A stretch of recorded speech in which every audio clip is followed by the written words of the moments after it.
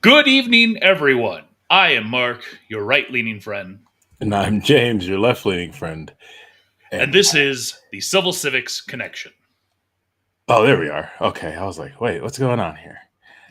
Yes, where we talk about civics civilly. And we connect around those things. Yeah.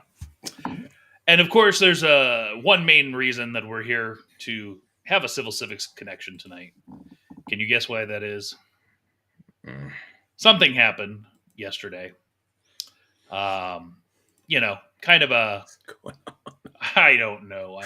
What is going on today? Yeah, here we go. So, yesterday was Election Day in America. Something that this great nation celebrates every 4 years. Obviously, we have elections more often than that, but the presidential election comes but once every 4 years. Honestly, I still think it should be a holiday. I So, agree. I very firmly believe there should be no such thing as early voting. I think it should just be a national holiday that no one works, everyone is off, no school. Take your kids with you so they can see our political machine in action. Um, well, also it just helps too. I mean, well, for like, I know a lot of the schools, at least there was a number of schools out here that weren't in session yesterday, but that's because they are, polling open. polling Yeah, polling centers. places. Yeah. Yeah, and same thing here. The schools were closed in Washoe County. I don't know about the entirety of the state if all the schools were closed, but I do know up here they were. So, but it was the presidential election yesterday. Did you vote, James? Yeah, I did actually early. So you went in person early, or you mailed in? I took my mail in ballot and dropped it off in person. Okay, cool. And before we start diving into talking about some of the results of the evening, do you want to share with the people how you were leaning or what you were thinking? Oh yeah, I was. I mean, I was with Kamala Harris. You were with her all the way. Yeah. I think I sent you an image yesterday, uh, earlier in the day, with my prediction of how I thought the results were going to come in, and I was I do remember seeing that. Yeah, I did see that. I wasn't wrong, as a matter of fact. I I I had predicted the final result was going to be Harris 261, Trump 277. Um, and what we actually ended up with was Harris currently, and this isn't 100% done yet, there's still a couple states to come in, but Harris 226, Donald Trump 295 as of this evening. Um, so with that, obviously 270 needed to win. Trump will be heading back to the White House on January 20th.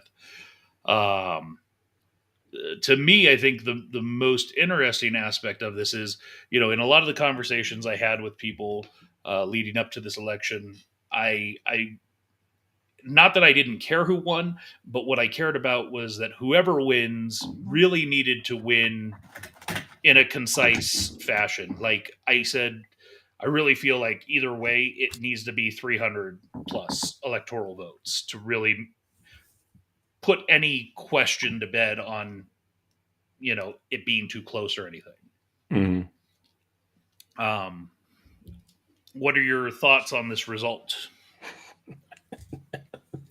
Why?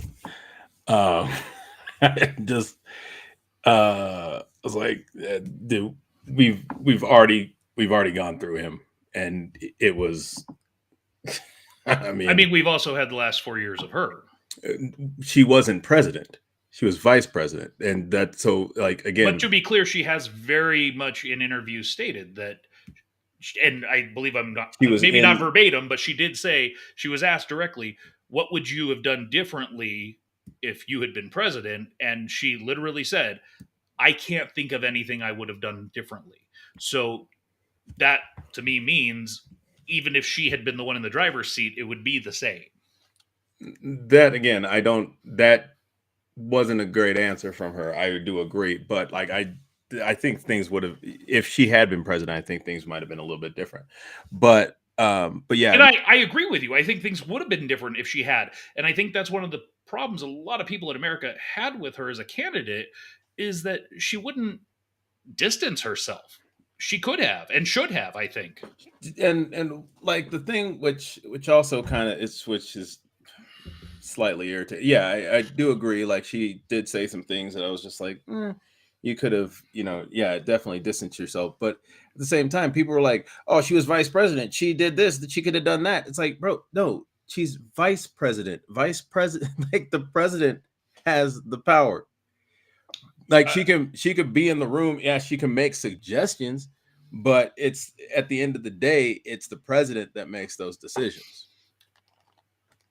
Like they're like, why didn't you implement this stuff while you were in office? Because I'm and she never really said it, which is again, which kind of is like, why didn't you tell him that? Like, because I was vice president. I didn't like Joe Biden is the president. I was vice president. And Joe that's Biden made the the problem, decision. right? She couldn't say that because to say that would either go against Biden or it's because she doesn't actually believe what she's saying. And I don't know which one it is, but I think this is where Americans had a hard time wanting to support her because she wouldn't just take a firm stance. For better or worse, you don't have to love Donald Trump, but he is genuine. Like, okay. Again, as I said, for better or worse, right? Yeah. You might hate him, and that's okay. But he is who he is, and he's not trying to appease you. He's trying to do him, and I think that's one of the things that has really blown up the political system as a whole. Is that for a long time, if you had a D next to your name, it meant you had to believe these certain things, act these certain ways. If you had an R next to your name, it meant you had to believe these certain things, act these certain ways. And there are extremely right conservative Republicans that don't like Trump because he supports, abortion in certain cases. And they hate him for that, where Dems hate him for him supporting any kind of abortion. I'm sorry, any restrictions on abortion. So, but he doesn't care. And I think there is a genuineness to that Kamala very much lacks and has lacked since she was in state politics in California. Yeah, I mean, just as far as, but again, yeah, I was not gonna lie. I was really shocked.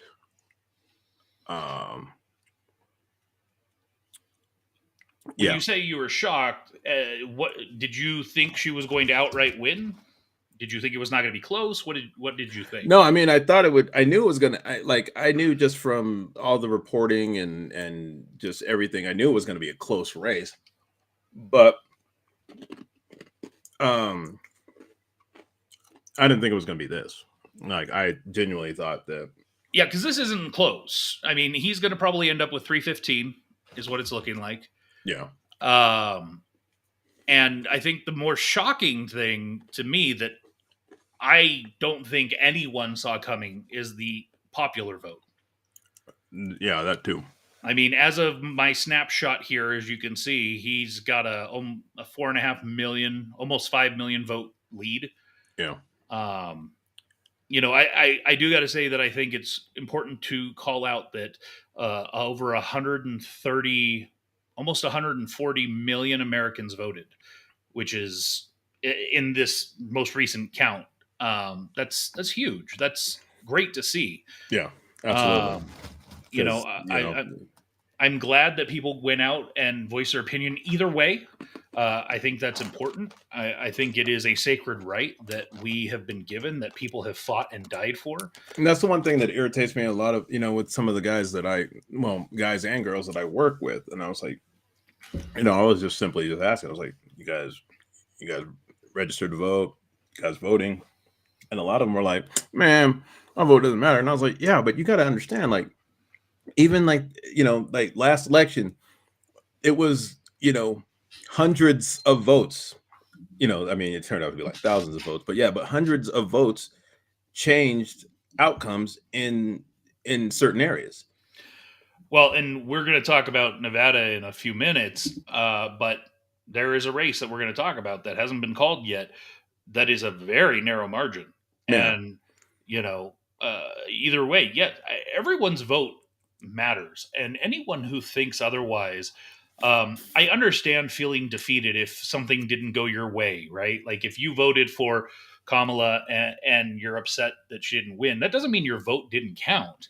No, Uh, and exactly. That's my main thing is that also like it's just like, one of the things is that people ask me like, why do you vote? And I say, I vote so that I can bitch. Because I if you don't it's see if you didn't voice your opinion during the time, shut up.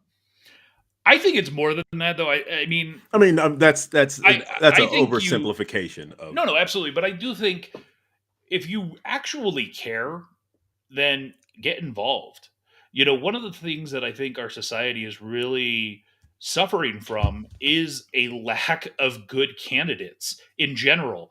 And that's because people don't want to put their families through it, um, Yeah, because it's it it's is not rough. what it well, and people are too focused on the personal attacks rather than looking at the person's stances and focusing on that.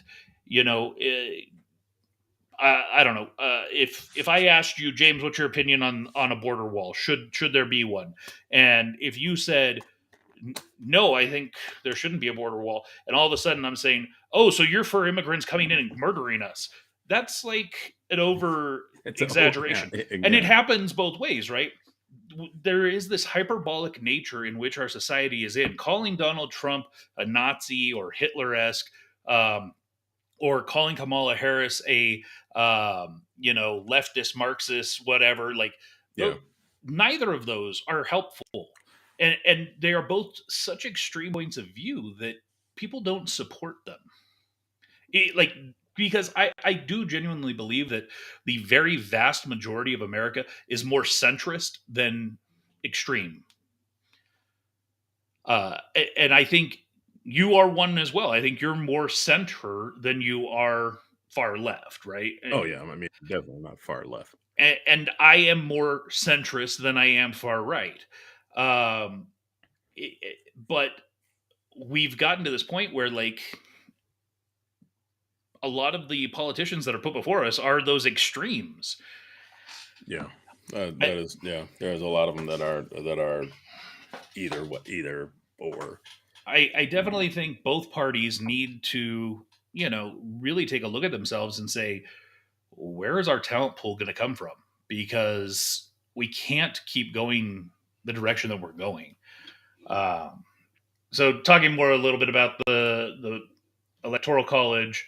So this is from 270 to win, which is a website that provides, and so they're showing Trump winning 312 to 226. That's based on their forecasting. So if you compared 2020 to 2024, obviously Trump was able to flip 77 extra electoral votes. And really, where that came from is what is called, the Blue blue wall. wall: Yeah, Pennsylvania, Michigan, Wisconsin, um, but also flipping Nevada. Looks, according to them, is flipping Arizona and Georgia, when Georgia's been called. yeah. Georgia was one of the first. That was the first one called. Uh, I to me, if you look at the map that I had sent you, um, from my prediction yesterday before anything started happening, I actually had Pennsylvania going to Harris. I had Arizona going to Trump, and I had Nevada going to Harris. Hmm. Um, so I also had Wisconsin going to Harris for that matter. Um, I did call Georgia correctly. So it's interesting. Here's another electoral map. Um, and this is showing, I believe this one is from Fox News, where they still have yet to call Nevada or Arizona.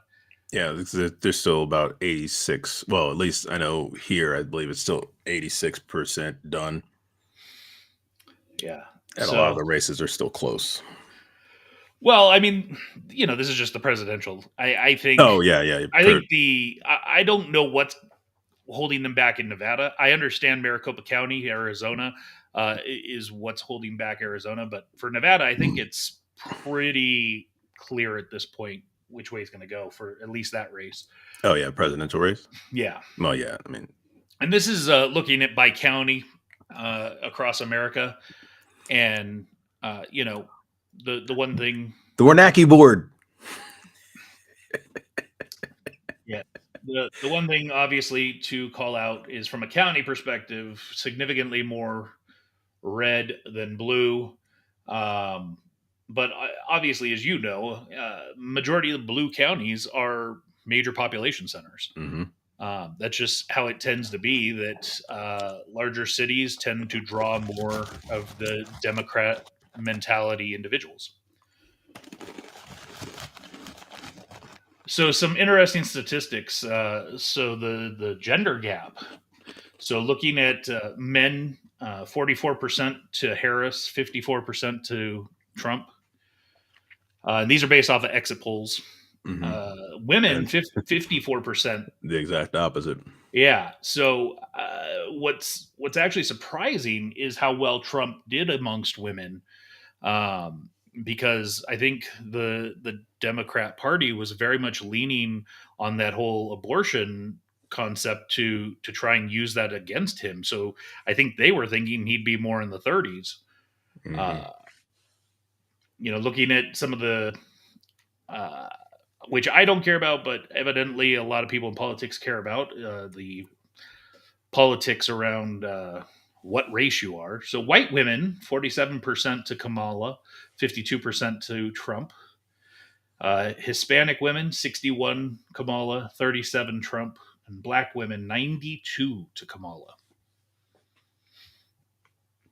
That's huge. So this is exit polls out of specifically Nevada. So I'm going to zoom this up, and maybe I'll have to hide us so that. Oops, that's not what I meant to do. Hold, please. It's like this is my first time ever doing this or something. Well, this new setup is weird. It really is. Okay, here we go. So obviously Harris in blue, Trump in red. So white men, which made up about 35% of the voters, 58% to Trump. White women, which made up about 30% of the voters, 51% to Trump. Black men, this is where it was very surprising, James. And I don't know if obviously I know which way you went, but black men, which make up about 4% of the vote, 24% went to Trump, which is basically double what he did 4 years ago. Mm-hmm. And we've got Pop Culture Kaboom checking in. Good evening. So can you come up with as a black man, can you think of any? No. None whatsoever? Why? There. I heard, I heard some black guys talking about like the Trump gave us the stimulus checks or whatever, and I was just like, oh wait, what? Like that's what you're going off of? I did hear that a couple times, but yeah, I don't know. One of the things that I heard, they because and I kind of understand it. I kind of understand it, but I kind of don't, because I'm thinking about it from the fact that I have a lot of female cousins, and of course my aunts and stuff like that. But so I was more along the lines of listening to some of the stuff, but I understand why they said some men felt they felt abandoned, which I don't quite because they were like, oh, they're focusing on the women too much, and it's like you have women in your life, right? You have a mom, you have a sisters, you have cousins, you have, so that's kind of where I was looking at it from. I was looking at it as, a black male. Like, I was thinking about the women that I know, family, and work with. Um, but at the same time, I also can understand why they felt they were abandoned. But So let me ask you, as a black man, why, what, what sealed the deal for you to vote for Harris? What was it that made you think I've got to get behind this? well, it was one. I did not want another Trump term. So you I understand that that right there is one of the biggest problems with this election was that, and I think that's why Trump won, is that a lot of the people who went out and voted Dem, which was just because they didn't want Trump again, rather than because they actually wanted her. well, no, So, it so was, but that's I what you're had leading with, and no, no. that I So I'm just just want to saying call that out I understand that, but like it was one of those things where I was like, I definitely didn't want him, and I actually was really excited about her. for what Uh, reason? One, it was that like as far as like qualifications, like she was, one of the she's been with just Go the ahead. public defender, the or not public defender, but So you know she's the one that named the bill that decriminalized things in California to reduce felonies so that people could go and steal, and that's part of why California has just changed that with Prop 36 this year. yeah. So you know that that was her, right? Right, Okay, but like I'm saying, like the from the the district attorneys, and then like the California district attorney. That's right, right, and then Attorney General. attorney general. There we go. And then we have Senate. So did the Senate for a while, and Okay, so then because she's held other political been in positions that qualified her, is that what you're vice saying? president. Yeah, I felt that she Hold was on, you can't use that one both ways. You what. were the one just saying that she was just the vice president, so you can't use that also as a qualification for her to be president. If you're going to say that her being vice president, she didn't have any control or power, and she wasn't actually involved in the decisions. So What? how is Why that a can't qualifier? because she's been near the office, so she sees, and that's what she was saying. Some of the stuff, some of her positions had changed, being being in vice presidency. So would you say that a chief of staff is more qualified than a vice president since they are actually day to day, hip to hip with the president? If a chief, I when a chief of staff ran, No, I'm I, asking if a chief of staff was to run for president, would you say that they'd be more qualified than a vice president? I don't know if they'd be more qualified. It depends on what they've done before, but I mean, yeah, they could. If a chief of staff was running, definitely that would be something to look at because they are right there. Okay, so going back to you were saying that part of the reasons that you liked Kamala is that she had held other political positions. Uh, but what about her holding those positions did you like? Just the fact that she's held them, or what did she do in those positions that you felt like this is a reason to support her? I just also just felt like she was. I thought she felt very real to me, and then and also picking Tim Walz, I didn't know him before, really know him before, but like they just felt very real. Um, they felt like a good team to me, and What do you watching. like about Waltz? Oh, I mean, I just like for him, he's just like it was really just like how like what I just kind of liked his down to earthness. Honestly, that's one of the things that kind of like when I first saw him when they introduced him at the rally when this was right after they got picked, and just kind of hearing him talk and kind of just hearing his bio a little bit and then just kind of hearing him talk, and I was just like, I dig this guy. he's, like very, I felt he was very down to earth, very, very humble. Um, uh and I did like the fact that, like when one of the reasons they picked him was because of that Midwestern, those Midwestern roots, which I do. I have no problem. I mean, like, I understand why they picked him and didn't go with the other two. I can't even remember the other two options they had, but Do you think, in retrospect, that maybe they should have gone with Shapiro out of Pennsylvania? um, I don't know. I mean, I think I, I don't remember. I like Shapiro too. He seemed like a pretty cool cat.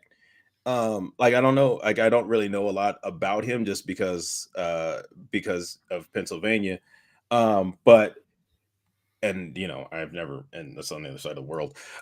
In in retrospect, but So like, is Minnesota, and you didn't know yeah, no, anything I'm about just him either. yeah, I didn't know anything about him, and then, like, I think that's, again, if it was had kind of been, oh, let me, like, if they had multiple choices or whatever, and then you kind of got to meet them all, and then, oh yeah, I'll go with this guy.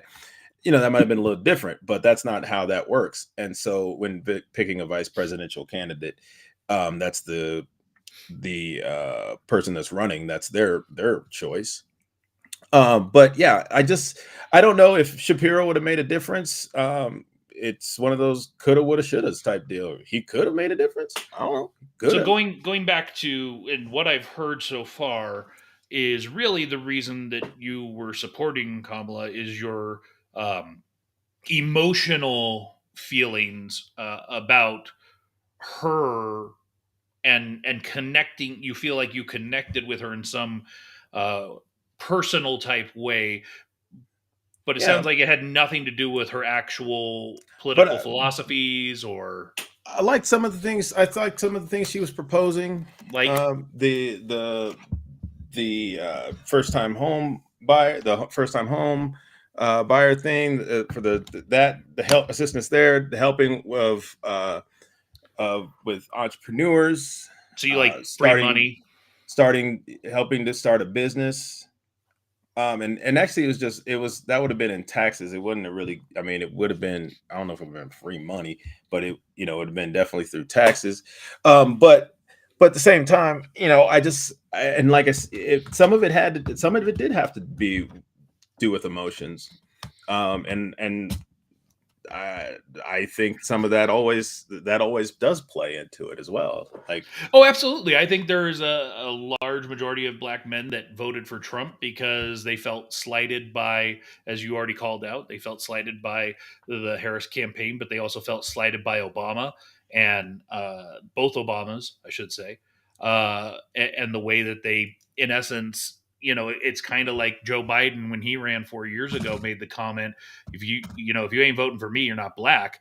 And the Obamas kind of saying some of the same things, and saying, if you don't vote for her, then you're a misogynist. And um, I think there's a lot of people that felt very slighted by that. yeah, I know. Then and that's and so and a couple people were trying to were calling that out, and it was like, uh, you know, I didn't. So I didn't 100%. I saw, like, the clips. I didn't see I meant to go back and watch the full speech, but I didn't, and that's on me. But, like, at the same time, like, yeah, again, I think it was for me. It was there was the emotional connection for me, with her as one, being of black and Indian descent. I'm not Indian, but I am black, of course. And then also, and I was like, oh, that's cool. But just also kind of being, fairly fairly down to earth. Tim Walls also being very down to earth, and I dug that. And so, yeah, I And was. it didn't hurt that like Oprah and Beyonce supported her. Oh no, I didn't like when they came out. I was like, oh, that's dope. But, like, I'm not a huge. I like Oprah. I'm not a huge Oprah fan. I like Beyonce. I'm not a huge Beyonce fan. Like, all these people that came out in support of her, I was like, cool. But that doesn't really, for that, people I'm gonna vote the way I want to vote. It does like there's no superstar that I'm like, oh, they're behind them, then I'm definitely behind them, type deal. Like they were talking about that with like the Taylor Swift vote, some of these like pop stars vote, and yeah, some people might have voted that way. I didn't vote that way because I don't really um like I always find it funny when people like pass out at Michael Jackson concerts and stuff like that from the excitement. I've never been, I've been excited to see people, but I've never been like, oh my god, it like falling out or whatever. It's not that serious to me. So yeah, but no, like don't get me wrong. I would like the fact that they supported her, but that wasn't like a deciding factor for me. Moving on. So again, bear in mind these are exit poll results from Nevada, which is where James and I are both located. So black women, 11% went to Trump. Is that your tummy? Yeah. Wow. Hispanic Latino men. This was very surprising. 8% of the total vote here in Nevada. 60% went to Trump. That's huge. Yeah. Latino Hispanic women, 10% of the vote, 37% to Trump, and all other voters. So I guess everyone else you just get lumped together. 40% to Trump. Obviously here in Nevada, predominantly white, making up 75% of the electorate. It looks like. So when 75% of the voters are leaning, 50+% towards one candidate, that's going to carry a lot there. Yeah. Pressing on, this is a look at the House where it is currently. So 218 needed to control the House. So far, the Republicans have flipped one more seat than the Democrats. And the last projections I saw had the Dems not getting the House. It looked like the Republicans are going to probably take the House by anywhere between 2 to 4 additional seats on top of what they already had. So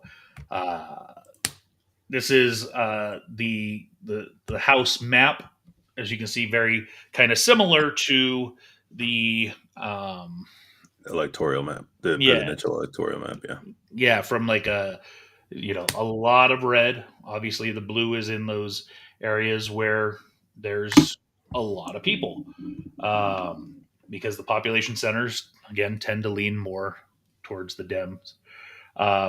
What was surprising on this map is I know that pretty much these 3 seats down here in Southern Nevada, those are almost a mortal lock to be blue. So I'm surprised they haven't called those yet.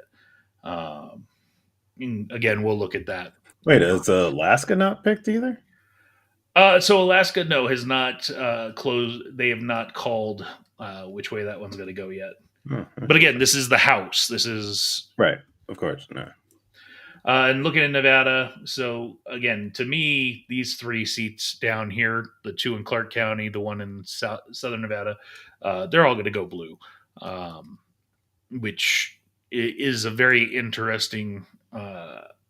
Amadei, who's up here in Northern Nevada, he's been in place for quite some time, and he'll probably be a long stay for a while. Looking at the Senate, the Republicans have already clinched that with 52 so far. It's looking like they might pick up another 2 or 3. So it could end up being 55-45. So, the 3 seats that are still outstanding, we'll take a look at those in a little more detail. So this is Arizona. Right now, they haven't called this yet. You can see there's about a 60,000 vote difference. But again, the reason they're not calling it yet is because there's still about 30% of the vote outstanding. But normally they won't call it unless there's the difference is higher. Was it they say that if the difference in votes and the difference of outstanding votes is like lower than what the separates. I mean, that's not true. I mean, we saw yesterday where states were being called, even though what had been reported to that point was showing, in an example, there Kamala was leading in a state, but they called it for Trump. So, um, you know, there's no rule around how they get called or when they get called. I was just talking about like at least with that's what the CNN said, no, that was the NBC. NBC was saying when they called theirs. yeah, they all have their own different rules. Yeah, that's I was going off of that one. So this is obviously different. Because I don't know how much you were watching last night, but I was switching between 3 or 4 different networks as results were coming in. Oh, I just had it on one, and I turned it off because I was in recording, so I didn't have it on. So I was kind of turning on when I. So I mentioned there are 3 outstanding seats. This is the only one that's looking like it might go to the Dems, but there is a belief that this still could end up going to Lake.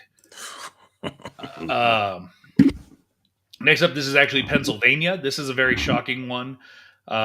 Casey McCormick. Right now, McCormick's up by 0.4, or approximately 28,000 votes. And they're at 98.27% in. So this one will probably get called in the next 24 hours. Mm-hmm. But again, it's a squeaker. But again, very surprising. A lot of people didn't see this one coming. And of course, finally, Nevada, Sam Brown. This one, again, very interesting, 47-1 to 47-3, a difference of about 2,200 votes right now. Man. And we have Aline Nicole Straight Embry checking in, asking, did you vote Democrat or Republican? No judgment. I can only say for myself. I'll let you speak for yourself, James, but I voted actually both ways, up and down the poll. I don't just vote Republican or just Democrat. James? I did, Democrat. All the way down? Yeah. Party lines. That's what's wrong with our country. So again, Sam Brown, no one saw this coming. All the polls leading up to Election Day had Rosen ahead by, I saw some where they had her ahead by like 9 points. Wow. So the fact that not only is it close, but he is ahead is very surprising. 86.43% of the vote is in. Again, he's got about a 2,200 vote lead. We'll see how this one goes, but the predictions are saying this will probably end up going for Sam Brown. So in all reality, it's looking like the Senate will probably end up being 54-46. So what are your thoughts around, there are a lot of people saying that this kind of creates a mandate for Trump and the Republicans to get some stuff done, and that they don't have an excuse for not getting things done due to the fact that Yeah. they have control over the executive and the legislative, and I mean really the judicial as well. Yeah. What are your thoughts on that? Oh, I'd absolutely 100% believe they have to get stuff done. What are you expecting, based on what you've been told or what you've investigated to see for yourself? What are you expecting to see done in the first 100 days coming out of the Trump administration? Oh, I truly don't even know. Yeah, I truly don't even know, to be honest with you. I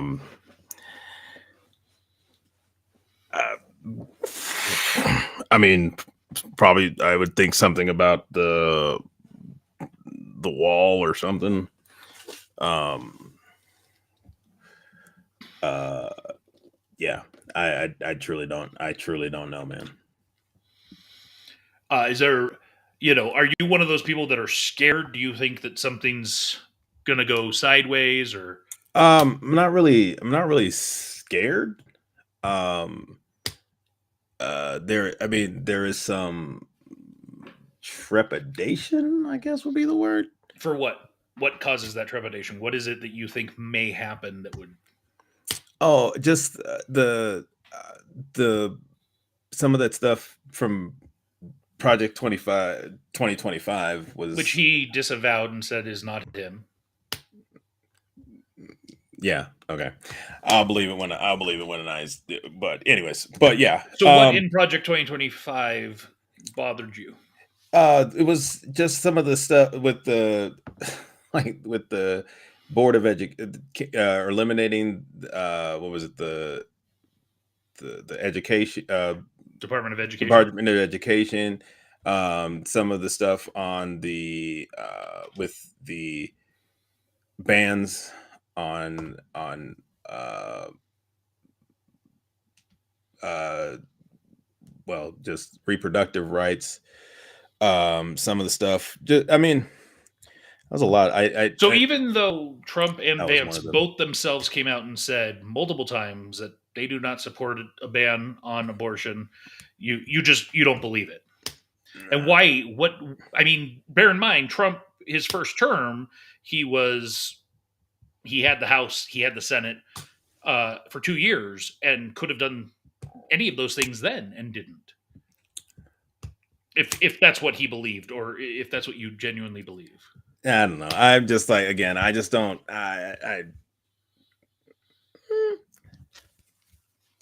That doesn't tell me. Yeah, anything. because again, I just don't know. I do not know. If hey, look, and if they do well, cool. I'll give them props. Will you?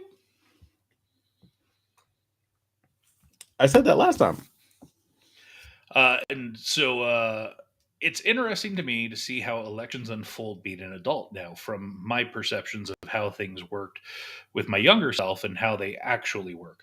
I would tend to agree with that. Yeah. I can definitely say, as a youth growing up in the San Francisco Bay Area, I definitely had a much different mentality than I do today. And I think part of what changed that mentality was leaving California and leaving the Bay Area and living in different parts of California, and then leaving California and living in different parts of the country. Very much made me realize California is not actually run very well. And as we've talked about on here before, I wouldn't say I'm a Republican. I would say I'm probably, if I had to associate myself to something, it'd be a libertarian. But I tend to lean fiscally conservative and socially moderate. And I think that that has definitely changed. When I was younger, I wanted free money, quote unquote. I didn't care that other people were getting taxed, and I would, stimulus checks. Yeah, give me the money, and then, oh, I'm going to get hit with it later. Whereas you heard James saying he wanted some of that free money for first time home buyers, uh, or what was the other one? The small businesses. I don't know. That we've got. Thank you guys for being so open, sharing your opinions and thoughts on things.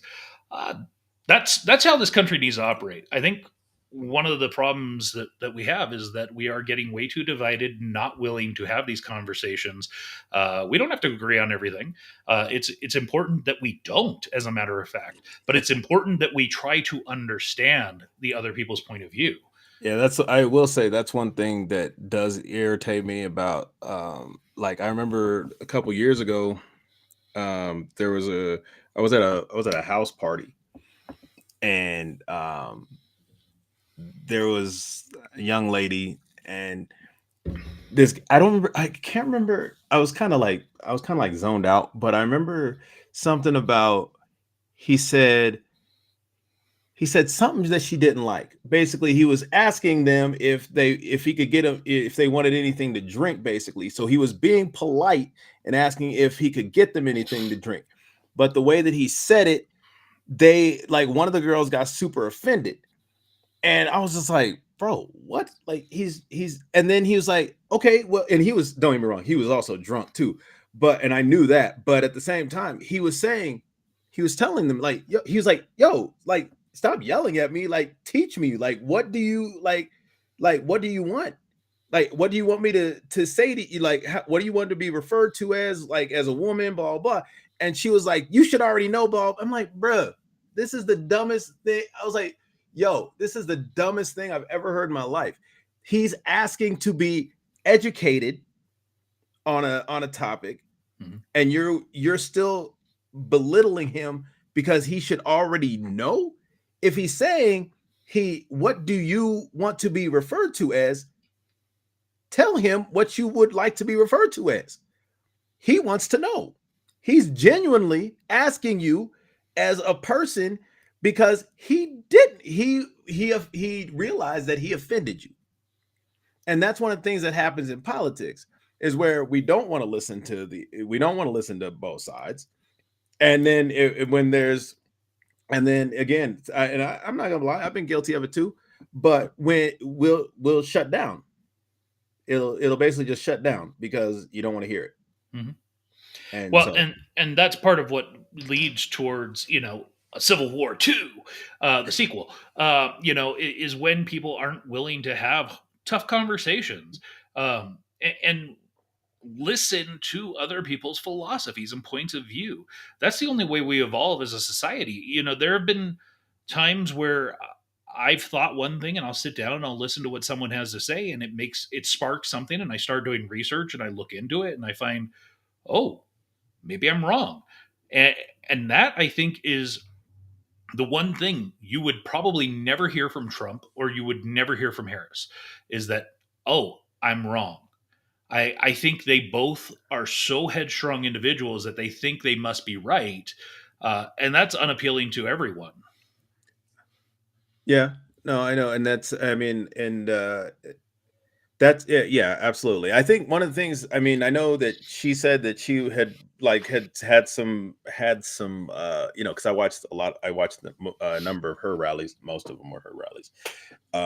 But that I came across, I saw and then I only saw pieces of Trump rallies, which I guess because that's not the way I really algorithms, things like that. Mm-hmm. But yeah, she said I was wrong.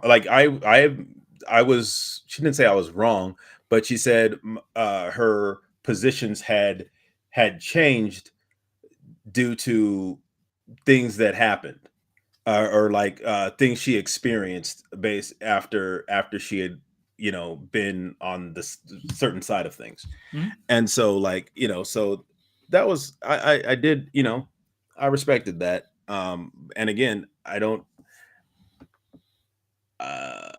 never heard, I don't know, I could be very mistaken, but I just never heard Trump say he was wrong about anything. So yeah, I don't know. I mean, what you just said also wasn't Harris saying she's wrong about anything. It's saying, no, I said, that's why I said her, right? That's why I said her opinions changed. That's why I said it wasn't changed. She didn't. Trump's opinion has changed. I mean, I don't know if you're aware of this, but he was a Democrat for a long time, card carrying, supporting, financially, he was a Democrat. So, there's a lot of that. I mean, as you saw with Kennedy, who was a Democrat and switched to independent and then switched to supporting Trump. People's philosophies and opinions can change, especially based on what the party itself is doing. I mean, we've seen multiple Republicans switch to Democrats because they think the Republicans went too far right. We've seen multiple Democrats switch to Republicans because they feel like the Democratic Party is going far too left. Or independent. I know there were some that went independent. Mm-hmm. There's some, and there were some that are still Republican, but there are some that are Democrat that went, Republican, and then, or they still consider themselves Democrats. And then there are some Republicans that still consider themselves Republicans, but not, quote unquote, the MAGA Republicans. Yeah, I think that whole concept, I think, has been put to bed. The Trump haters from the Republican Party. I think there is a mandate for both parties right now to take a look at themselves seriously and figure out what that long-term solution is. Because as we know, Trump only has 4 years, right? There is no third term. Mm-hmm. And so, in 4 years, the Republicans have to figure something out, and in 4 years, the Dems have to figure something out. I don't think personally, I don't think Vance is the solution for the Republicans, and I definitely don't think bringing Kamala back is a good choice. No, Uh, I mean, I don't. I mean, and that was the one thing that was a little weird to me too, because like most of the time, the when they've lost, whichever side lost, it wasn't they didn't put that person back up. I mean, I know the only person that I remember running multiple times when I was younger was Ross Perot. And he was basically funding his own campaign anyways. this country would be so much different if that man hadn't dropped out initially. I think he would have won, and I think this country would be a lot different today. Ross Perot? Yeah. So I don't know if you remember, but back during that election, he was actually winning. I Uh, don't even remember what I don't even remember because that was at Clinton. that I was remember him running a couple that was times. Clinton Bush. Was that Clinton Bush? Yeah. Oh yeah, yeah. Bush was running for re-election. Yep. Clinton was the new hot shot. And Perot was, in essence, Perot got into it to play spoiler, but he was winning. He was leading. I didn't even know about that. I just remember. I only remember the only reason I even really remember Ross Perot was because of all that. Yeah. And we've got, I feel like most people don't fall on one side or the other. We are all a blend. Unfortunately, I don't tend to agree. I think that there is a large portion of our society right now that is either very Democrat or very Republican and not willing to even contemplate anything from the opposing point of view. 100 agree that they don't necessarily have a good candidate for the Democrat side. Uh, I don't think they have a good one. I don't think, like I already said, I don't think Vance is the right option for the Republicans either. I do think the Republicans have some okay options in general. I think Ron DeSantis out of Florida could be a good option. That man is so robotic. It's weird. Yeah, but he's doing a hell of a job over there. I Yeah. mean, he's crushing that. I think in 4 years, there could be, I think unfortunately, Gavin Newsom's kind of screwed himself on any potentiality of really running for it in 4 years. And I don't think he would be a good choice. I think he would win California, but and New York, but I think he would fall into a lot of the same pitfalls Kamala fell into this time. Um, so I think Kamala. Kamala. No, it's Kamala. I want it to be a No, and that's what I was like. I was like, wait, is that? And then I was like, oh, dang it, that's right. His name was Kamala. mm-hmm. But yeah, no, it's Kamala. Kamala, the Ugandan warrior. I do remember that casket match that he had with the Undertaker, though. We've got Gem Day. No politics. I'm scared. What are you scared of? Don't be scared. Scared of the conversation or scared of getting grown? Give me back my lazy boy. And we've got our troll checking in. She definitely no Ugandan giant. Yeah, how tall is that dude? I don't know. He was like 6'4". Oh, he wasn't that. Probably about 400 pounds. Yeah, he was a pretty big dude. I remember. He could move though. Oh, he definitely could move. He was like one of the first big dudes that could move. Mm-hmm. And there was, I remember, like I said, I remember that he had that casket match with the Undertaker, mm-hmm. where Undertaker drew the symbols on the casket, mm-hmm. and then rolled him in there. Absolutely. But I think our society as a whole, we have to get better about talking. We have to be willing to take the time to have conversations with the people that we don't agree with. And instead of just being combative, try to listen. Like when I'm sitting here and I'm asking you these questions about why did you vote for Kamala? Very good. It's not to necessarily be condescending. I genuinely want to know because I don't understand. Because you mentioned that you only watched some of her speeches or her stops where as I've told you before, I try to watch everything. I try to watch MSNBC, CNN, Fox, everything. I try to watch the entirety of a speech, not a snippet taken out of context, because our society does that, and they fall into this pit of only what the media tells them is what they believe to be true. And if you do that, you definitely get either rose-colored glasses or a very dark view of the other party, and that's not necessarily reality. My biggest problem with Kamala was that in her speeches, I never saw her really laying out what she would do. She was talking about joy in the beginning and like, let's reunite and let's turn a page on what? You're turning a page on yourself because you're a part of the current administration. But she was never, in my opinion, laying out a case for why she should be president. And again, to be fair, if you're really just saying, okay, let's look at the 4 years of Trump, let's look at the 4 years of Biden Harris, and do a side by side comparison of those. In my opinion, that's not a really good case to case situation. And with that, that's where you have to explain how things would be different. What does differentiate you from Biden? And I think if she had done that at some point, she probably would have won this thing. Because I do think that there are enough Trump haters out there that wanted a reason to vote for her, but just never got it. Yeah. And yeah. Jeff checking in again with he was 6'5". He ended up losing his leg on his later years. Yes, that diabetes will get you. I got the diabetes. I'm Wilford Brimley. The other day, I kicked my dog. Checking back in on Nevada real quick. Who did I hit? My wife's been dead for 5 years. Who did I hit? Looking at the questions on the Nevada ballot. And again, ladies and gentlemen, we know that this isn't for necessarily everyone. We are both in Nevada, so that's why we're talking about it. Yeah. So the reform for higher education governance did not pass. Do you remember how you voted on this? No, I the only ones I remember were I think it was 3,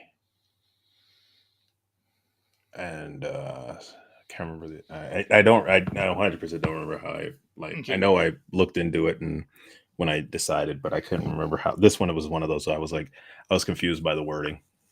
Yeah, on this one, I voted no. I was again working for the state and really understanding how the state operates, and I am never a fan of giving politicians more control. I think the control should remain with the people, and this vote was trying to, in essence, give control to the legislators to be able to do things without bringing it before us as citizens.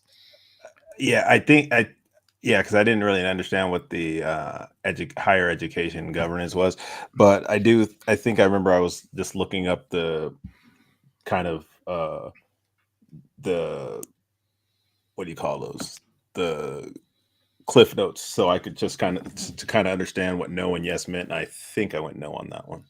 The next one was to revise constitutional language. So this was around the word institution when it comes to people being in the Nevada State Constitution. The word institution is used in reference to facilities in which a child that is being taken out of their home might be placed, or someone with a mental disability might be placed, and the people thought that institution was too firm of a word, not soft enough. I voted against this because it costs a lot of money to change the Constitution and to redo all the verbiage, and to me, this is a waste of taxpayers' dollars. The word institution is not.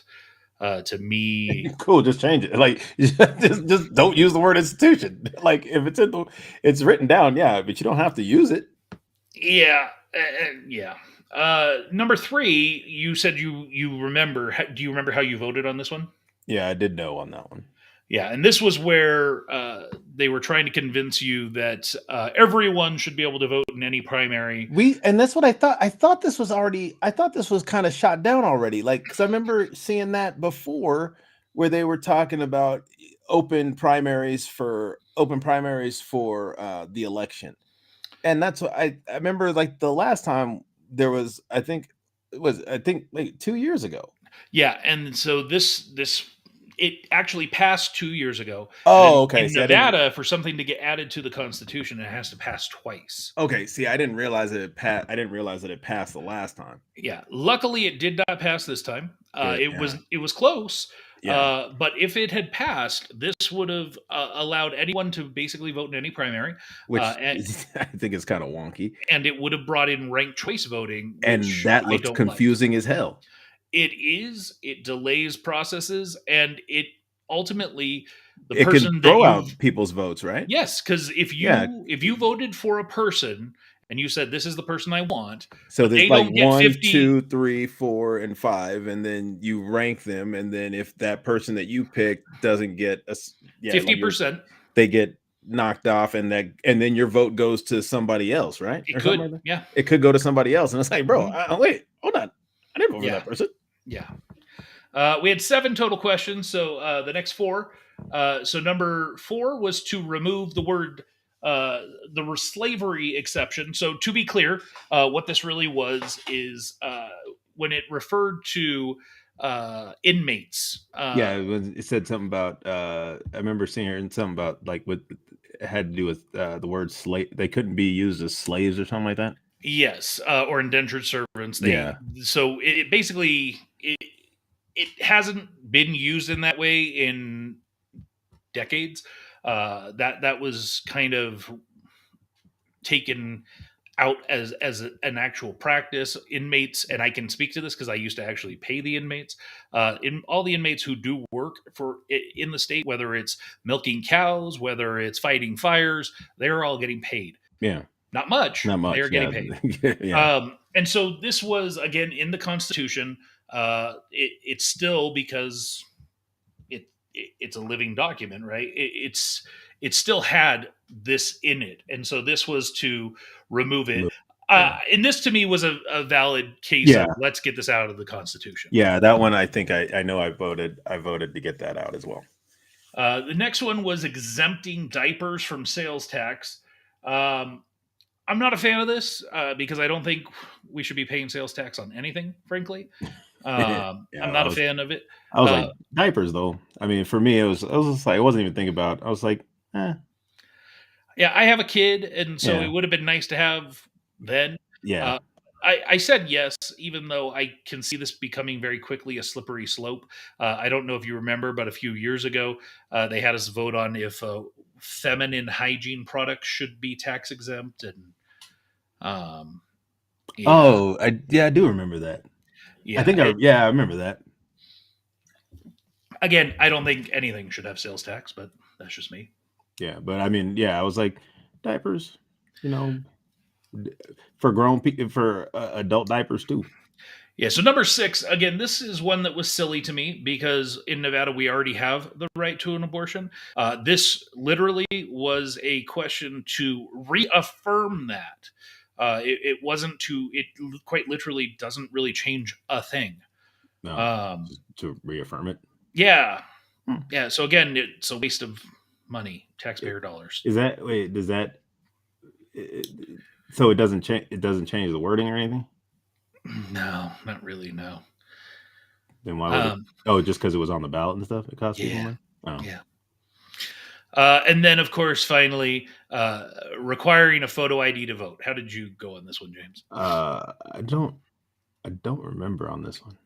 I voted yes. I need to have an ID to buy cigarettes. I need to have an ID to buy alcohol. Why shouldn't I need to have an ID to vote? I should have to prove I am who I am.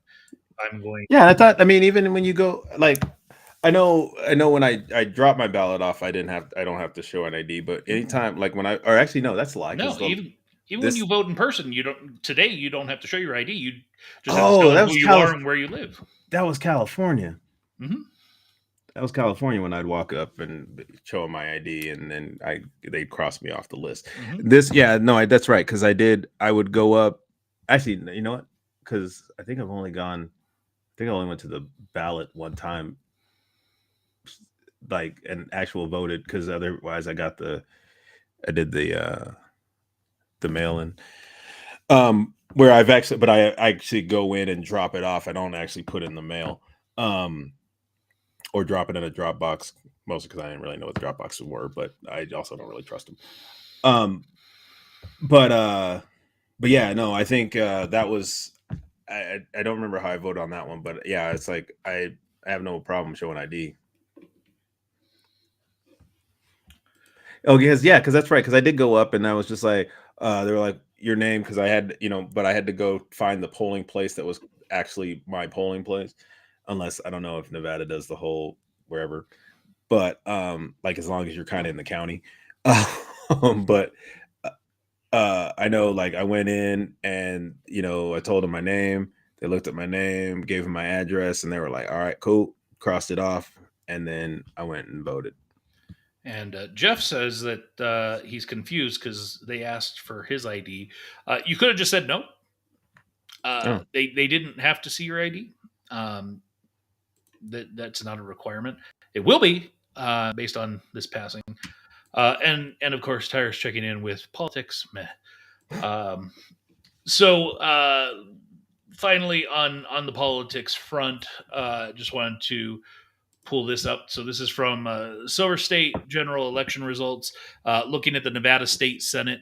So this is, our state government at work. So you can see a lot of blue candidates, a couple red candidates. This is the state Senate. These are 4-year terms. I believe there were 10 seats up this year, and 6 went Dem, 4 went Republican. And then looking over at the state assembly, there was some significant shifting here.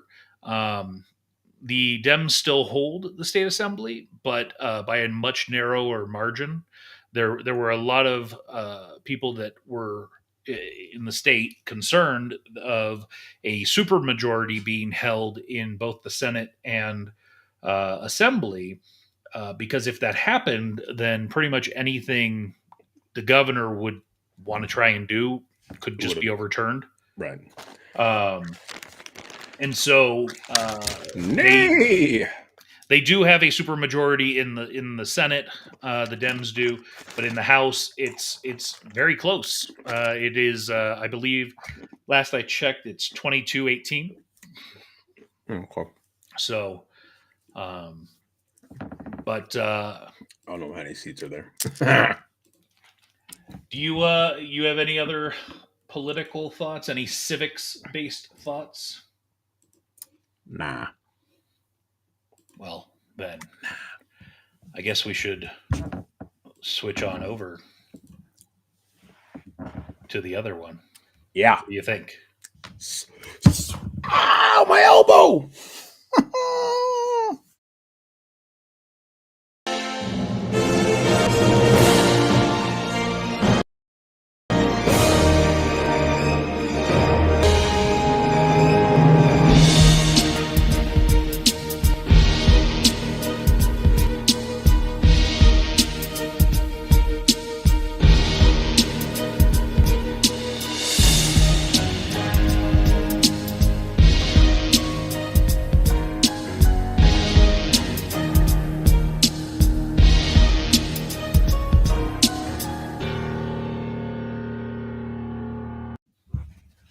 Good evening, everyone.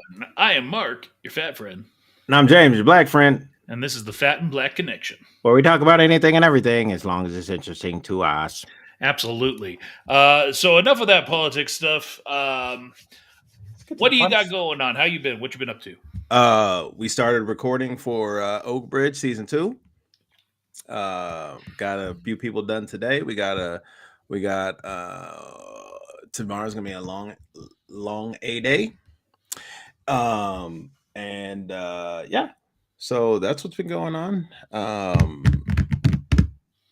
Oak Bridge season 2 underway. That's exciting. Yeah. I know the music is pretty much done for season 2. I got to check that out. I know some of the art stuff. I saw a couple of the Art is couple of the art coming. thing. Yeah. So I was like, oh, that looks dope. Looking good. So now we've got some recording happening, which means, of course, the scripts are done.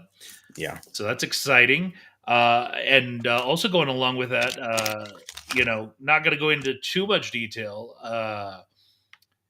We've got Jeff checking in, by the way. Kamala isn't in the Hall of Fame, but Trump is. And, of course, he's referring to the WWE Hall of Fame. That's true. That is one thing that Trump has on Kamala. So I don't even remember what I was going to say. He threw me off there. Dang it. Yeah, what was I saying? I don't even remember. I was something about scripts being done. Oh, yeah. So speaking of scripts, we're actually, and we're not going to go into too much detail at all, but we are working on a pilot. Oh, yeah, that's true. We are. For a comedy. Yeah. So we will have more detail in the future, but Future. we're early development on a comedy. I am thirsty. I'm tired of waiting. What do you got there? Bro, what's your favorite beer? Or what's the beer that we always have to get when we go to California Adventure? I hate you so much. Well, there were 2, so both of them were by Strauss. Oh, that's right. There was the golden was it the golden stout? Yep. Yeah, that one. Yeah, that's a good one. But there's one more. Red Trolley Ale.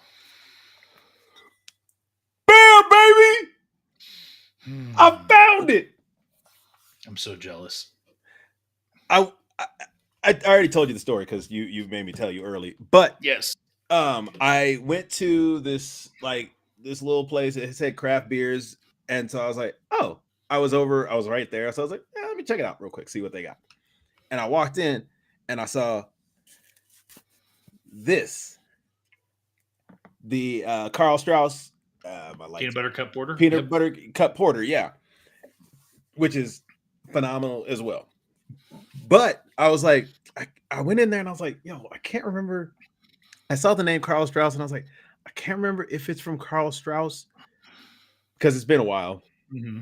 And I was like, Red Trolley Ale? He goes, yes, that is Carl Strauss, and I have it right over here. And I was like, oh! And I was like, I haven't been able to find this anywhere. Like nobody seems to have it. I mean, except out in California because it is a local California down in LA. That's where their brewery is. And so and so I was talking to this gentleman, Disney adult, and so he was telling me that now, because Carl Strauss used to have it was a truck. It was just like a little side truck, and it had some beer on it.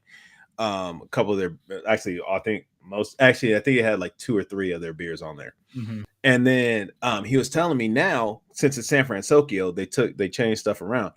But he told me that there is a place that has 15 taps, all Carl Strauss. That's so cool.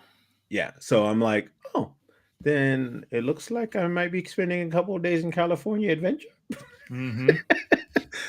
Listen, just here's when you see me, whatever the next beer is in line, pour it. Yes.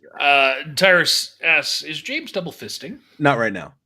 I haven't done that in quite some time. I used to be known when I was in Events and Adventures, like if somebody saw me without another beer in my hand, like I would be double fisting. Like when we go camping trips, I'd have 2 beers in hand pretty much all the time. If I didn't have a beer in my hand, pretty much somebody was handing me another beer. So yeah, yeah. And of course, Jeff, as we were talking about the Golden Stout, not to be confused by Trump's favorite, the Golden Shower. Wow. And Tyrus is peacing out, heading back to his desk. Oh, okay. And then I actually have 3 things. 2 were brought to me from New York, and then 1 I found at Dollar Tree. Okay. So I guess we'll do 1, 2, 3. Actually, I'm gonna do this one because you've already had this one and I did not. This is the pecan. Yeah, that was brought back. That was one of the things that was brought back for me in New York. We have I swear I've seen them before. I'll just tell you what I got. I'll just tell you the other two things that I got. The chocolate donut Kit Kat. I swear I've seen this before. I have not. Interesting. I swear I feel like I saw that before at either maybe I saw it online. Mhm. Oh, and actually I was kind of excited because I need to try and find them. You know how big I'm a fan of Sour Patch Kids, right? Mhm. So they came out with one that's it's apple harvest, and it's 3 different types of apples in there. Can't like flavored apple ones, and I was like, need to find those. Hmm. I think they have them at Walmart, so I might have to swing by. The other thing that I found were Sour Patch Kids Snapple. You can't really. Sorry, Snapple. Is it one flavor or is it No, just no, it's kiwi just strawberry? it's 3 different flavors. There's the fruit punch, kiwi, strawberry, and mango madness. So actually, my 3 favorites. So let me try this pecan one. Yes.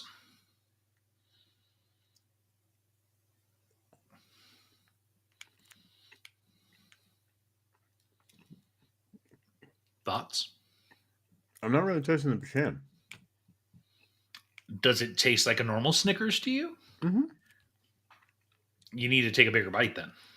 I ate like half the thing. If that was true, you would have just finished. Oh, there it is. There it is. Okay. Kind of has a mapley flavor to it. Mm-hmm. Yeah, Yeah. Yeah. I dig this. It's fine, right? I kind of dig the mapley flavor though. Yeah. Not gonna lie, I did that. It's different. It's definitely not Snicker to me. It's its own thing, and I think that's okay. Yeah, like Snickers has done a couple different things that I've been like one of my favorites is the peanut butter squared. Oh yeah, those are really good. Those are one of my favorites. Okay, I'm gonna do this chocolate donut one. And again, like I swear I've seen this. I saw this like when I was at a maybe they had because I went into what was I getting? Oh, I remember I was picking up something at a CVS or yeah, CVS, and I went in there and I think I saw these on the shelf and I was like, meh. Okay, But so it looks like it's chocolate and okay, I understand what's going on there. it's a chocolate donut, so you can kind of see there's the chocolate on the top, and then it Mhm. kind of goes over into the what I'm assuming should be the donut piece. But huh. Oh wow, Does it taste like a chocolate donut? it kind of does. It's got that because you know how like chocolate donuts have that specific chocolate taste Mm-hmm. on top. Yeah. This is very much this tastes like a chocolate donut. I'm not a huge fan of chocolate donuts. I was always like either original glazed or I like the sugar ones, and then I like the maple bars. Maple bars are my favorite. Oh, that's a lie. Apple fritters are my favorite. And I think one of the only reasons apple fritters are my favorite donut because my dad would get them, and he'd only get them for himself. That sounds about right. And so when I was younger, and so anytime after that, I was like, I remember the first time I had an apple fritter, I was like, oh, how dare you? How did you kept these away from me? How dare you, old man? And so yeah, pretty much if they have apple fritters, sometimes I'll get an apple fritter, maple bars. Oh, you're a fat kid. Have you had the maple bacon like donut or cronut? Can't say that I have. Where is this at? Oh, I had I think one of the first times I had it was at a donut shop in Sunnyvale when I was on because somebody told me about them and I was like, yeah, need to have that. And Mhm. so I found it at a donut shop on my way into work. And it was like Was it like a donut that's just wrapped in bacon or no, it's just crispy bacon crumbled on top. Oh, that's it? Yeah. No. And then and amazing as I was expecting. no, I mean, but it's that saltiness of the bacon and the sweetness and like the one it comes on is like the maple, either the maple glazed donut, and so like that's I think it was it's the maple and the bacon. So you got the sweet, you got the salty, and you got like just the donut, and so it's like it's kind Yeah, of I'd be absolutely down to eat it. I just And then I did bring on the show where I don't I had to get it, but it was number of about a month or so ago. I had the Cinnabon with bacon on top. Yep. I was like, oh, diabetes. Oh yeah, let me try this. You gotta mute yourself, man. Sorry. You're killing me, crinkling all up in the dang microphone. All right, I'm trying to get each flavor. So that's kiwi strawberry. When you eat these, do you eat one at a time? I do. It makes them last longer. I mean, whether you eat an entire bag over 30 minutes or over an hour, I mean, it just like it. Yeah, it's you're still getting diabetes. So I'll do the order they have on the bag. So they have fruit punch up top. So I'll give that a try.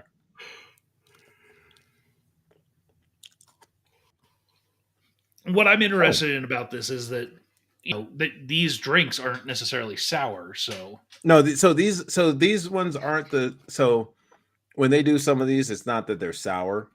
They're just the flavor, and they're from Sour Patch Kids. Hey, we've got Julie from Newark Memorial High School checking in. Have either of you had those giant Texas donuts? Giant Texas donuts. What's that? I can't say that I have, but I'm extremely intrigued. Yeah, explain yourself. Yes. This is then it's the kiwi strawberry. I will be in Texas probably next year, heading to Dallas for another work trip, hopefully. So I was gonna say Dallas. Yuck. Well, I mean, it's technically Arlington, but I'm just not a fan of them Cowboys. Actually, the resort or hotel where the event will be taking place is right next to the stadium. Make sure you take a picture of you peeing on it. Just kidding. Don't do that. That's illegal. I'll probably jail. That'll be illegal because they love those Cow. I don't know why. Anyways, and this is the Mango Madness. This was the last one as far as the characters were portrayed on here. So, oh yeah, oh that's the one. Oh boy. So you're gonna like advocate for them an all mango pack? Yeah. I told you the story about when I called the Sour Patch Kids customer service line, right? No, I never told you that story. No. Okay, this is. I'll make it quick. So, Sour Patch Kids has a number of fruit flavors, right? Of course, they have the big bag of watermelon that everybody sees. Then they have like a smaller bag of strawberry. They have a smaller bag of strawberry, and then they have like small packs of like peach, grape, and I think there's one other. Peach, grape, doesn't really matter. Anyway, so I called Sour Patch Kids and I was like, "Yo, excuse me. I understand that I see that you have all these flavors. You have like the big bag of watermelons, you have the big bag of this, you have the small bags of these. Now, my question to you is, why is it that I cannot get a bag? I can get a big bag of Sour Patch Kids that has all the flavors in there, but I can't get a bag of all the fruit flavors in a bag. I can get the big bag of watermelon, but that's all I get. I want the other fruits." And so I said, "Why don't you put those together and like call it like Sour Patch Kids fruit salad or something?" And they were like, "No, we never thought about that." And I was like, what? Or I don't know if they thought about that because I guess it's just a person at a call center or whatever. And so I was like, yeah, I need to make that happen. So, anyways, went to like I said, I went to Dollar Tree. That's where I found these. But they also had all the flavors. They had a small bag of watermelon, small bag of peach, small bag of grape, and a small bag of strawberry. So I grabbed all those and I made my own bag. This is for you, Sour Patch International. Yeah, wherever you are, I've already done the work for you. All you need to do is take it and then make sure I get all the ones I want. Actually, yeah, give me money, and give me snacks. Money and unlimited Sour Patch Kids. Yeah, and whatever ones I want. Or just the unlimited Sour Patch Kids. Nah, I'd much rather. I mean, yeah, I guess if it came down to it, if we'll give you the So your proposed name is Sour Patch Kids fruit salad. yes, proposed name, because it has like it's not tech. I mean, not really fruit salad, because some of these fruits. No, that's a lie. I've seen these Fruit fruits salad is anything where it's more than 3 types of fruit. It doesn't matter what. Oh, it really? is. Yeah. I didn't know that. Really had a. Anyways, but yeah. Oh, she said Texas giant Texas donut. Wait, donuts. Donuts. I don't understand. Oh, I can see she spelled it wrong. But anyways, but yeah, no, I think, I mean, because like, don't get me wrong, I don't mind buying the small packs, but like, but anytime I buy the small packs, I normally just buy like 1 or 2, and then I'm kind of SOL. But like, I would definitely buy a big bag of those, and like, because I buy the big bag of Sour Patch Kids, I buy the big kids bag, and sometimes I'll buy the watermelon, and then what I'll do is I'll kind of split them up, and I'll just so it's like a bunch of different stuff in one bag. But And our racist troll, of course, says, anyone else confused how he wasn't excited about the watermelon? what? There's no watermelon flavor in here. No. He's obviously making a racist joke that you don't seem to be excited enough about the big bag of watermelon. Oh yeah, because I'm over it now. It was cool when I first saw it because I was like, oh, I like the watermelon ones, and then they started coming out with these other flavors, and I was like, excuse me. Yeah, and this is gonna bug me, so I've just I really have to look up what a giant Texas donut is, and oh my, hold up. You said, "Oh my, oh dear." Let me share my screen. So we've got Round Rock Donuts, and based out of Round Rock, Texas, showing up. So I'm guessing this must be a place that does Texas-sized donut. Let's take a look at. Oh my! Sweet Jesus! Okay. Oh. That's as big as that man's head. Oh my! What? Regular sized donut? No. Oh my gosh! Wow. This guy went to Round Rock Donuts, so this must be where I need to go. There's a Texas side donut, not compared to the other donuts. I mean, what's that cost you? What's that running? What's the price on that? Does it let's take a look. Let's go to Round Rock Donuts, world famous since 1926. I never heard of you. Let's take a look at your menu. Yeah. Strawberry? No. What's that? Strawberry or maple ice? I don't know about strawberry. I mean, it might be good. Texas sized donut, $11.98. Glazed chocolate or half glazed, half chocolate. Oh, that's actually kind of nice. Yeah. I mean, I guess because you have to, you got to hand dip that one. That's not going. And for $12, yeah, that's not bad at all. It's not racist if it's true. So where is this location? Let's see, 106 West Liberty. Okay, where's Round Rock, Texas? Ooh, excuse me. Wow. Do you feel better? Yeah, I do. All right, where is Round Rock? Is it anywhere near where I'm going to be? Opening maps. Because if so, I might have to get a rental car. So this is Round Rock here. Looks like it's just north of Austin and south of Waco, which put you very far away. Yeah, it's closer to San Antonio than it would be. Man, I'm sure there's got to be somewhere in Texas else though. What's right? That? They had a cedar? What was that other one they had? Julie says, "I've never had the ones from Texas, but they used to make them at a place in Fremont and called them Texas donuts." They might have just been smaller. They might have just been a little bit bigger than the other donuts. I don't think they were that big. Yeah, were they that big like the picture he showed?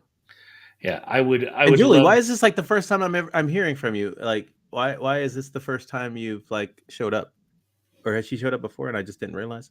I don't know. This might be her first time tuning in, or it might be her first time talking to us. Oh, that's true. We do have some of those. Yes. But yeah, no, because there was another point. There was another place. It said like Cedar Point or something like that, You're right. Cedar Park, Texas. or Cedar Park. Yeah, Let's Cedar see. Point's a theme park in Ohio Where is that I really want to go to. Cedar Park, Texas? Yeah, that's okay. So they're basically Neighbors or something. yeah round. Oh, okay. So just for transparency's sake, so Cedar Park is here, and Round Rock is here. Oh, okay. So it's So- just there. Yeah. Hey, if you just go ahead and open one in Dallas, give it a little while. Just start opening it now, so it'll be open by the time Mark goes there. Yes, because I will go. I will be there in a heartbeat to eat some of As his heart slows down dying inside. from eating that donut. Yeah, that might be my last meal, but I feel like that's an okay way to go. How did he die? Glazed. Mm-hmm.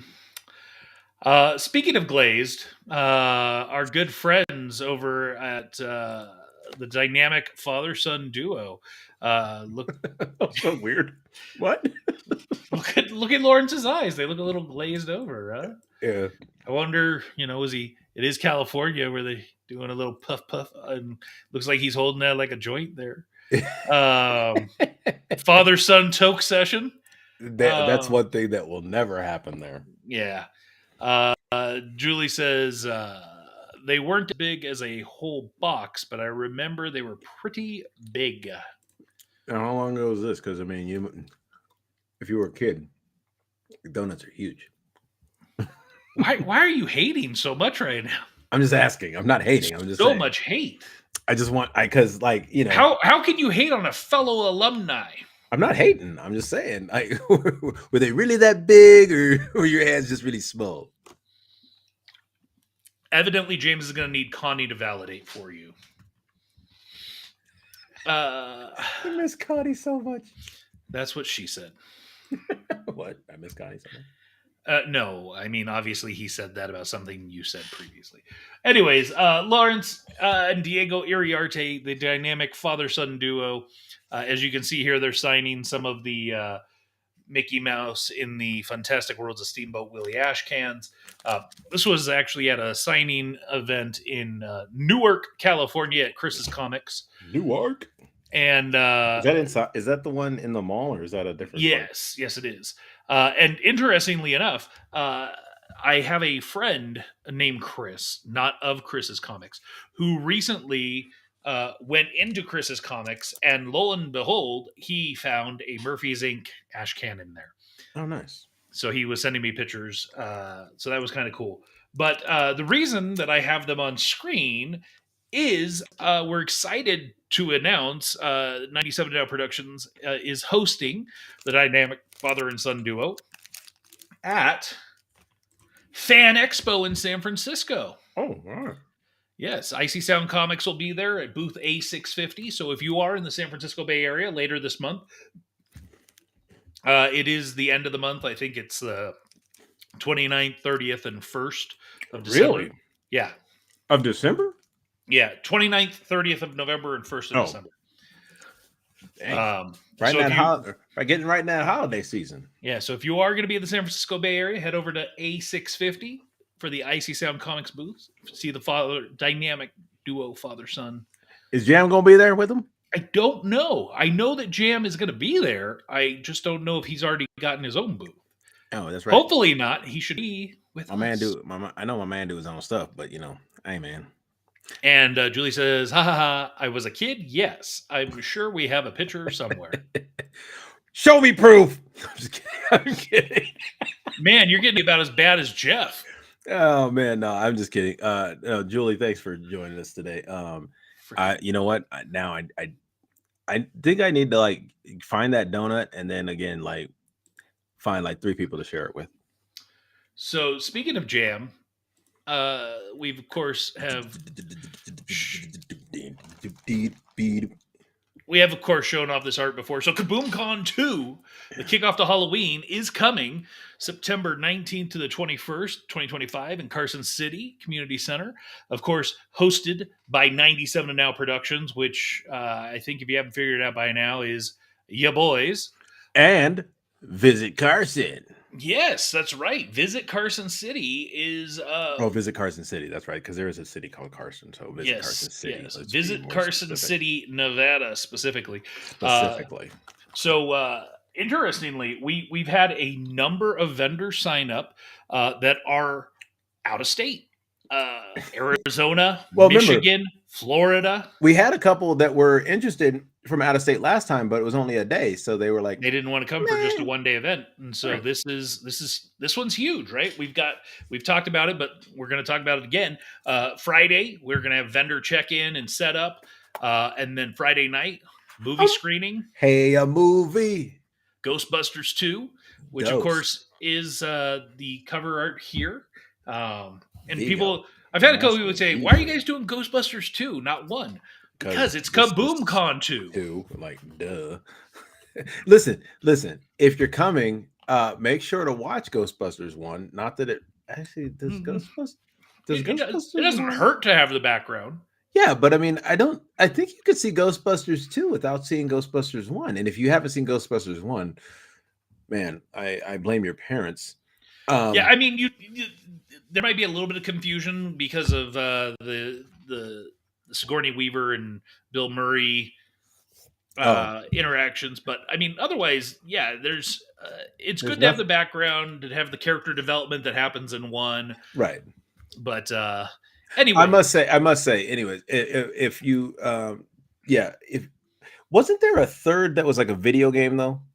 yes, The That was a- technical third it was- one?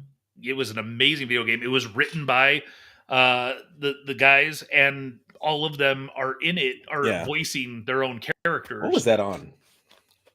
PS3 and Xbox 360 was what it was originally released on. Okay. I didn't even realize that. But like I must say, if you're a fan of Ghostbusters and you come see this one, of course. But man, I will say I've enjoyed the two most recent ones. Afterlife and Frozen Empire. Mm-hmm. I I haven't really, seen Frozen Empire yet, so I really enjoyed those films. I plan to see it once it's available somewhere for free. I think it is streaming. Okay, I- well then I guess I'll have to check it out.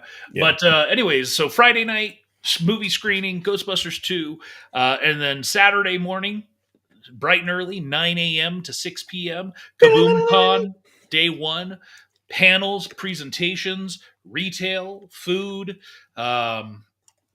cosplay contests. Lots of fun stuff going on throughout the day. And then starting at 8 p.m. Saturday night, the Ghost and Ghouls Masquerade Ball. We're having a dance, y'all. It's going to be a lot of fun. We're going to have, the Fast Times Band. Fast time.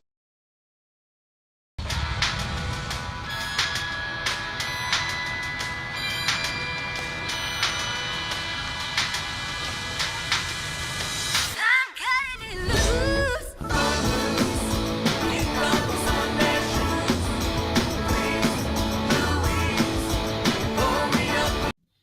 Yeah, we don't need to watch the whole thing. Yeah, But, we watched it like twice. Fast Times Dance I'm Band. so sad that April's not in that band anymore. I was so hoping. Fast Times Dance Band will be in Dance full party. effect. Dance party party. will be in full effect at the Ghosts and Ghouls Masquerade Ball. So they'll be playing some hits, spinning some hits. Oh, and I guess we got Pop Culture Kaboom checking back in. Are we going to wear those jumpsuits? Are we going to buy those jumpsuits to wear? I am absolutely on board to like buy a good costume, because I've seen some good ones. Yeah, because I could use it again. I've got a little one that I'll probably have to wear Halloween costumes for a few more years at least. So, Echo pack. And I'm gonna, I've seen the good packs too, man. Those are as long as I'm gonna get my money's worth, But yeah, I'm absolutely on board with the three of us. But only if all three of us are gonna do it, James. we're find me one. Okay, I'll send you a link. Anyway, so that's Saturday night, Ghosts and Ghouls Masquerade Ball with Fast Times Dance Party. We will also have a co- costume contest, if you will, to match the theme of the event. We'll also have a costume contest at the movie screening. So we're going to actually be doing 4 separate costume or cosplay contests throughout KaboomCon weekend. And Jimmy says, quality over quantity. I agree. And come on, James. Stop looking at your phone. Sorry. Text. Yeah. Yes, it can wait until the end of the show. Yeah. I was gonna drink this. I'm gonna save it now. So then on Sunday, we will have more con from 10 a.m. to 5 p.m. And you're killing me again. Sorry. Just pull out of the bag like a handful. No, I was just putting it. I was closing it down so I could put it away. Mm-hmm. Or just wait till the show's done. We're close to the end here, man. Calm down. So Sunday, 9 a.m. I'm sorry, Sunday will be 10 a.m. to 5 p.m. Right. Another fun-filled day of panels, presentations, retail artists. Is there another costume contest? There will be. Yeah. That's why I said we've got four different costume or cosplay contests happening at KaboomCon weekend. That's right. It is a whole weekend of fun. And Jeff says, can we make sure to set alarms this time? Jackass. No, you just need to make sure you get over there. Anyways, so KaboomCon going to be another fun-filled weekend of exciting stuff. We've got some guests we're trying to line up to work on, so be on the lookout for announcements. But I am excited to announce another new vendor fully on board in Mama's Arts, returning for year 2. She does a lot of fantastic stuff. I love the cup on the right. Can I pet that dog? Have you seen that video? No, I don't think I have. So it's a little girl, and she's on a little balcony, and she's talking to her grandma, I think, and she is pointing out, and she's like, "Can I pet that dog?" And her grandma's like, "No, you can't. Can I pet that dog?" And then the grandma pans over, and it's a bear. It's a bear? Yeah. Yo. Yeah. Oh, look at that, man. Dude, okay. I'm seeing this because I heard about it. My brother was watching the video and was like, this guy's dumb. He was a Dodgers fan. And they won the World Series. Congratulations, whatever. Anyways, but apparently this dude had a firecracker or a M80 or something, short fuse, and blew his hand off apparently. Okay. I just saw the Dodgers thing and I was like, yo, what? Yeah, I mean that can happen. I mean, it is like a quarter stick of dynamite. Yeah, I'm just saying. I was just like, I saw the Dodgers thing and that reminded me of that for some reason. I was like, yo. But yeah, no, Mama's Art stuff is dope. I like her stuff. She got a lot of that. Yes, it's like copyright or trademark stuff, but she makes it her own. So we finally got our first, our actual official trailer, not a teaser trailer, our first official trailer for Skeleton Crew. Did you watch this? Oh no, it was that was on the page. I didn't check. I'm sorry, I did not check. I was trying to finish. I know I'm behind. I was trying to finish the last. I saw most of the last episode, but I wanted to see the whole thing of Agatha all along. I missed the penultimate, and so I was trying to watch that one and the finale when I was done with recording. But because I fell asleep last night when I was trying to watch them. But yeah, no, I didn't even see anything for Skeleton Crew yet. So this trailer actually came out like 5 days ago. Oh. But God forbid you keep up on stuff. Anyways, I'm still hoping on a prayer that this is the Hooter origin story. So did they give a timeline on this one? The only thing I can think based on the trailer and everything we've seen is I feel like this is after episode 6. So after Empire or after Return of the Jedi? Yeah. So Battle for Endor. Yeah, because there's a moment in the trailer where one of them has like a Republic credit, and a vendor is like, "How did you get a hold of a Republic credit?" Making it seem like it must be after. Okay. So I'm not sure. Let's see if there's anything official out there. When does Skeleton Crew take place? Skeleton Crew takes place in what is known as the New Republic era, the period between the Battle of Endor and the end of Return of the Jedi and the opening of The Force Awakens. Okay. So I was correct. Yeah, you were right. And that was without me looking it up.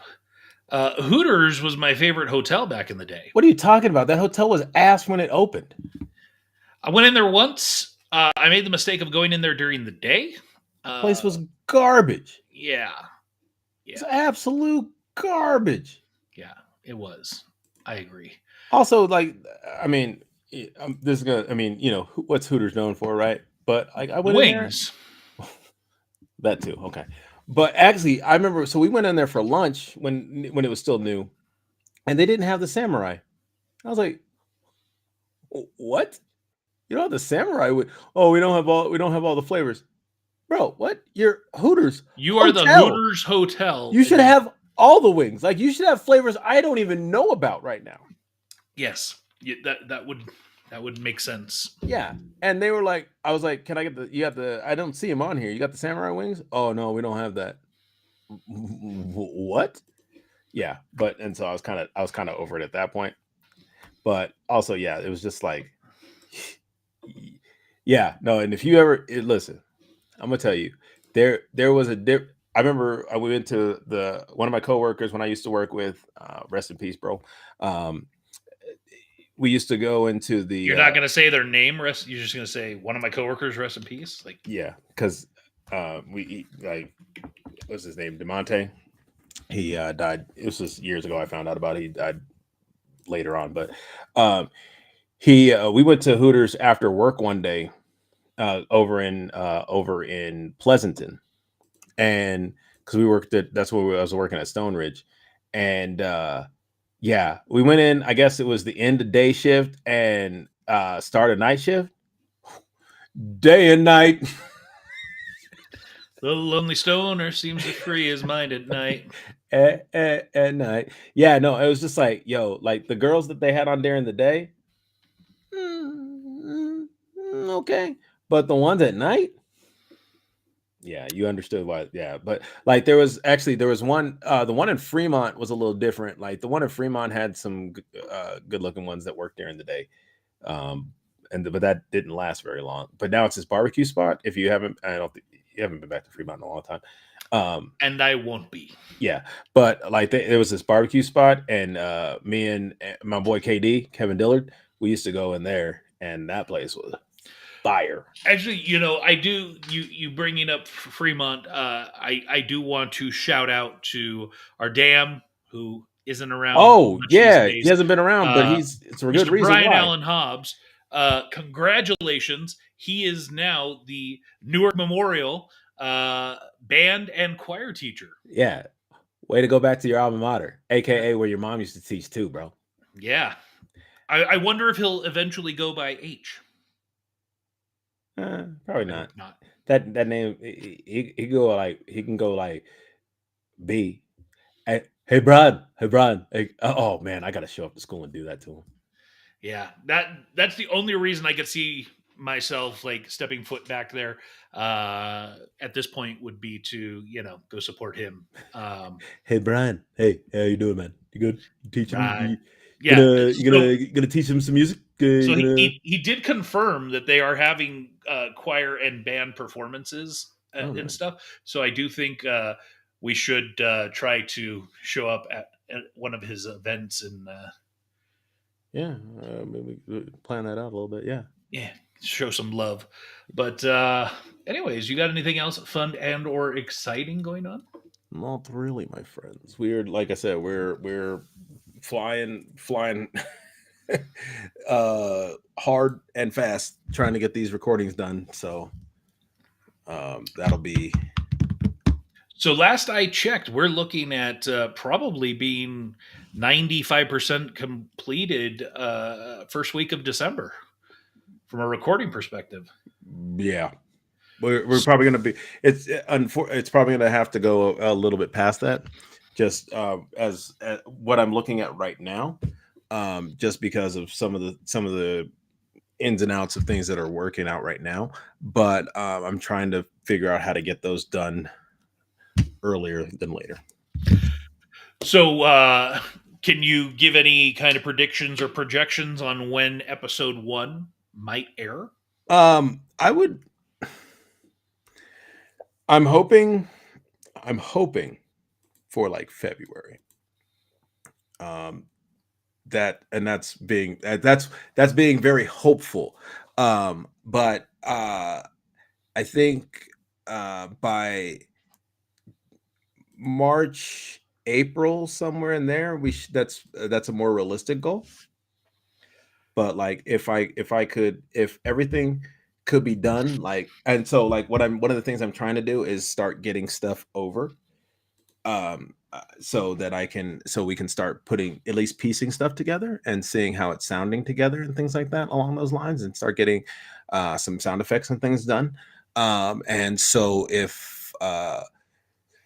so that's on my end. I'm working diligently trying to I'm gonna like, as soon as we're done here, I'm gonna sit down and try and get some of my notes and stuff together and cleaned up so that I can send those to Joe and get the files all together. Like, this is weird because like the last time I did this, it seemed, I don't know, I guess my computer updated, and so like trying to do some of the stuff that I did last time, it's not working out the same way, which is kind of irritating me. And so I'm like, what is going on? Well, Oak Bridge season 2 is coming. Yeah, it's just give me some time, guys. Give me some time. My mandate is that episode 1 must air by July 4th. Oh yeah, Just putting that out there. yeah. No later than. Oh yeah, like I said, I would like to have it done way before then. Yeah, because I want to make sure that the whole season has had the opportunity to air By KaboomCon. prior to. But yes, because if it airs by before, if it starts on the 4th of July, then it will be done 2 weeks prior to KaboomCon. Okay, yeah. I mean, regardless. I mean, and then I'm sure we'll do some Oak Bridge After Dark. Yes, or Oak Bridge by daylight.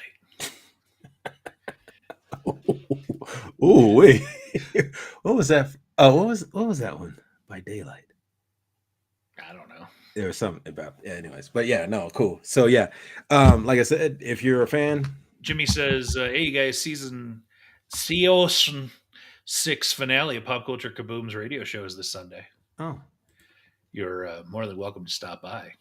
well, happy 6th anniversary, guys. Yes, congratulations on 6 years of Pop I feel Culture like Kaboom. I called you guys on. Oh, that's right. The phones were acting up on the 5th. Yes, the 5th anniversary, which was a year ago. That's crazy. Like, Yeah. I remember that because I tried to call him and wish him congratulations while I was at work, but that's the night that the phones were wonky. I think they still are wonky at this point. Oh, still? That's crazy. Yeah. But yeah, if we don't talk to you before then, congratulations on 6 years of Pop Culture Kaboom. Here's to another 60.